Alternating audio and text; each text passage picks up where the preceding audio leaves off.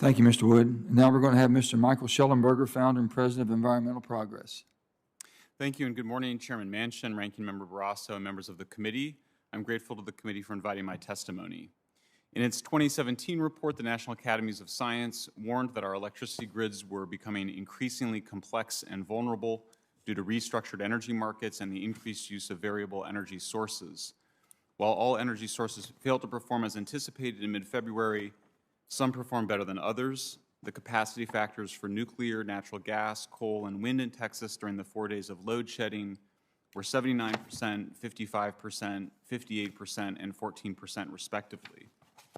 Experts today agree that weather-dependent energy sources over the last decade have made the grid more sensitive to extreme weather. Last August, California's grid operator attributed on a conference call the lack of energy supply to the state's closure of nuclear and natural gas plants and its overestimation of what renewables could contribute.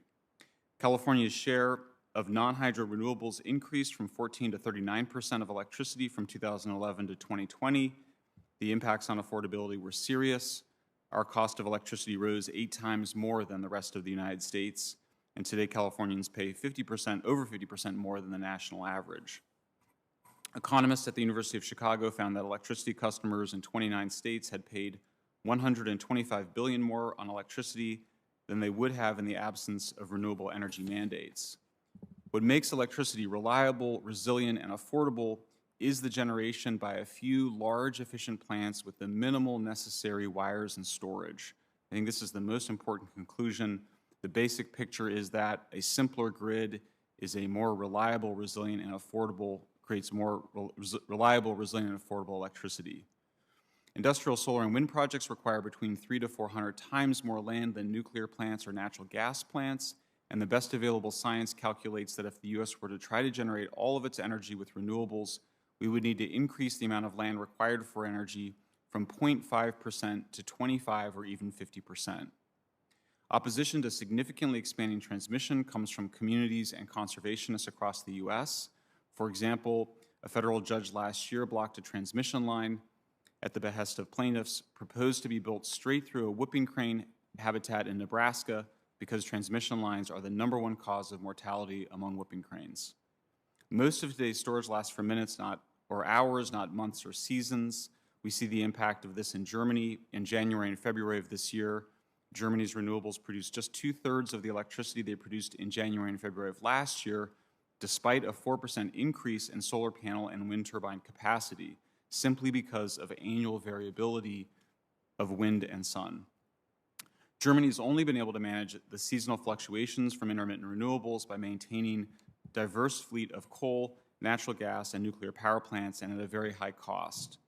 France today spends just over half as much per kilowatt of electricity that produces 1/10 of the carbon emissions of German electricity, and that's because France's grid is preponderantly nuclear, whereas Germany is phasing out nuclear. The most influential proposal for 100% renewable energy in the United States relies upon a 10-fold increase in the power of existing hydroelectric dams in the United States, but the real potential of pumped hydroelectric storage, according to the Department of Energy, is just 1% of that. California has a major network of dams, but we haven't converted them into batteries because you need just the right kind of dams and reservoirs. It's a very expensive retrofit, and we need the water for our farms and cities. As a result, California has had to curtail electricity coming from our solar farms and pay Arizona to take excess electricity during sunny days. The U.S. has reduced its greenhouse gas emissions between 2011 and 2020 more than any other nation in history. But now emissions, prices, and resiliency risk rising if the U.S. closes the nuclear reactors in California, Illinois, Michigan, Ohio, New York, and Pennsylvania that prevented wider power outages over the last 3 years. Although Texas lost one of its 4 nuclear reactors after cold water affected a sensor, automatically shutting down a reactor, it returned to service within 36 hours, helping to end the power cuts. Meanwhile, nuclear reactors in other cold snap states operated normally. The Senate can play a constructive role by taking action now to prevent the closure of these nuclear plants, which have proven essential to maintaining a diversity, reliability, and affordability of supply, as well as, I might add, the sustainability of our energy mix. Thank you very much. Mr. Schellenberger, first, thanks for making the trip coming here all the way from Berkeley, California. You've written, and you say, quote, California's big bet on renewables and shunning of natural gas and nuclear is directly responsible for the state's blackouts and high electricity prices. Could you expand upon your comments for the committee? Well, sure. There was a root cause analysis published by the California Public Utilities Commission, the California Energy Commission, and the California Grid Operator, CAISO, which made a very similar point, though in a more muted fashion. That point was made very dramatically in the midst of the crisis last August in a conference call with reporters, where the grid operator specifically pointed to the closure of San Onofre nuclear power plant, which was about 2,200 megawatts of power, as well as the closure of natural gas plants as really the main factors that resulted in the shortage of energy. You've written a bit, and you said, quote, some have long pointed to batteries as the way to integrate unreliable renewables onto the grid. However, batteries, you say, are simply not up to the task today. And you went on to explain, indeed, for renewables to work, batteries would need to be able to store the power for weeks and perhaps even months. Can you expand upon the comments for the committee? Sure. Well, we have one of the largest battery installations in the world in Escondido, California, and it provides power for 16,000 Californians for about 4 hours. There's almost 40 million Californians. The cost is prohibitively high, and in fact, most advocates of renewables now no longer think that lithium batteries are going to be an important form of storage beyond managing minutes or hours. But as I pointed out, the reason that Germany was able to prevent similar power outages this year was simply that they maintained a very large coal, natural gas, and nuclear fleet to be available when the sun is not shining and the wind is not blowing. Mr. Shellenberger, how does a rapid move away from traditional base load and flexible power sources without new, equally flexible and stable generation affect the reliability of the grid? Oh, thank you, Senator. I think it's a really important question.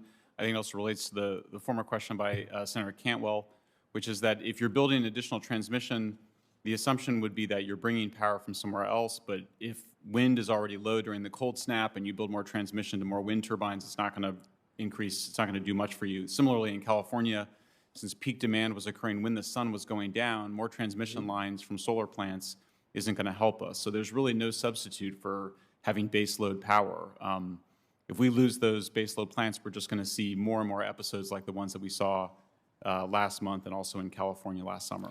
So, Mr. Schellenberger, with Montana and regional baseload and flexible generation sources declining, it's creating a scarcity of resources to meet peak demand, as you articulated. As we've seen recently, what happens regionally can also affect Montana communities. So the need for balance can't just be focused on any one state, certainly by the nature of the interconnectivity of the grid. What steps can we take to ensure balance? I think that's a really key word right now. It's missing in this dialogue in Washington, D.C. is balance and reliability throughout multi-state markets. Well, yeah, you're raising the right concern, I think, and it's obviously up to the senators to understand how these issues relate to both state and local. But what I would point out is that this rising complexity itself poses a significant problem. I mean, in all three of the National Academies of Sciences reports from 2012, 2017, and just recently last month, they pointed to complexity overwhelming the regulators. And I have to say that when I read the other witnesses' statements, I was struck by that the solution to the complexity is to add more complexity to the system, and that starts to become troubling, I think, when you have a system that nobody seems to completely understand and have problems emerge really counter to what experts had been predicting. Mr. Shellenberger, let me ask you serious questions. You had a very intriguing line of your statement where you talked about complexity and it being one of the challenges. What I heard from you basically was just because we can do that doesn't mean it's actually the right way to do it. There seems to be a lot of work on, yes, this could be done, but it makes it so incredibly complicated, it drives up the cost, as you talked about before. What is a more, if you were to clean the slate, as you're looking at it with your studies, what's a clean, straightforward way to be able to provide clean energy for the United States? Less complex. Yeah, thank you, Senator. That's a great question. I think that there's a lot of folks in the sector who are good engineers, and when they're asked the question of whether they could do something, they answer truthfully and say, yes, they could, but they don't finish the sentence in the ways that you just did, which is that all of that additional complexity brings challenges to resiliency, affordability, and reliability, and that's just very well established in the literature that the more complex the system is, the more expensive it is. I interviewed the lead author of the National Academies of Sciences report. You know, they were very clear about this issue. I mean, ideally you have, and we also know that larger plants are more efficient. So what you want is a grid with the least number of power plants that you need and the least amount of associated wires and transmission and storage. Every time you put energy into storage and you take it back out, you're doing two energy conversions, and so you're paying a very significant penalty, even in pumped hydro, which is our currently most efficient form of storage. So, yeah, I mean, I think this kind of headlong pursuit into more complexity and more transmission and more storage, you just have to kind of ask, is that really in the best interests of the American people? Mr. Snellenberger, I'm not going to spend a lot of time. I think I disagree with pretty much everything you've said, and I'd like to spend some time with you offline to discuss it. But you did a calculation which you announced of how much it costs to do renewables. You remember that? You said 116 billion or something like that. I'd like you to do that calculation again for this committee if all of that capacity and energy came from new nuclear power. I'd like to see that. I'd like to see that calculation. Yeah, we did two calculations, actually. We did a calculation that found that if Germany had spent the 580 billion that it's planning on spending on renewables, on nuclear, it not only would have 100% I would like you to do emissions the energy. calculation that I asked you to do, because nuclear is unbelievably expensive, multiples of anything else. So if you would please do that calculation of just take exactly the capacity and energy that you use for the renewables and pretend that instead of renewables, it would come from newly franchised nuclear plants, and let's see what the comparison. Yeah, Can we you have do that done for those. me? What gets misleading is when you're counting the electricity cost from a solar panel when the sun is shining and imagining that that's the cost that you're paying for a solar-powered grid. All of the transmission and storage and all of the additional costs associated with having variable renewables are externalized onto the grid. Did you include those in your calculation? We did. And, Yeah, so give me it on for nuclear. This is a simple question. Sure. Just take the number of megawatts and the production and calculate it if it were new nuclear and give me the number. Can you Sir, do you that? didn't let me finish the answer, which was that we You did haven't, I don't want you to California give me the and answer Germany. now. I'm running out of time. I want you to give me the answer in writing. If you could do that, I'd appreciate it. Yeah, and I just need you to specify what the question is. Is it for the entire United States? I just want you to do the same, you announced a calculation in your testimony that was some big number, 160 billion was the incremental cost of renewables for this amount of power for, I don't know whether it was a year or 5 years. That was in your opening statement. I just want you to do the same calculation for the same amount of power as if it was generated by new nuclear plants. Oh, I see. You mean the University of Chicago study that found that renewables cost 125 Yes, billion that's it. across That's 29 it. states? Yes. Senator, I would be delighted to do that and send it to you. Thank you. And one other, well, I think I'm out of time.